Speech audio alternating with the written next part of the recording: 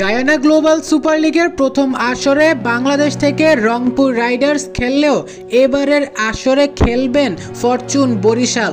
2025 BPL এ champion হওয়ার কারণে Fortune বরিশালই যাচ্ছে গ্লোবাল সুপার লিগ খেলতে। তবে আপনি কি জানেন 8 জুলাই থেকে শুরু হতে যাওয়া গ্লোবাল সুপার লিগের জন্য ফরচুন বরিশাল ইতোমধ্যে নতুন কিট তৈরি করে ফেলেছে। হ্যাঁ দর্শক, নতুন কিট তৈরি করার জন্য অর্ডার দিয়েছে ফরচুন বরিশাল। ফরচুন বরিশালের বিপিএল এ যে জার্সিটা ছিল সেটা থাকছে না গ্লোবাল সুপার লিগে। প্রিয় দর্শক, স্ক্রিনে এখন যে জার্সিটা দেখতে পাচ্ছেন এটাই হচ্ছে ফরচুন বরিশালের গ্লোবাল সুপার লিগ খেলার জন্য জার্সি। তবে এটা এখনো তৈরি করেনি, কিন্তু এই জার্সিটাই সিলেকশন হয়েছে।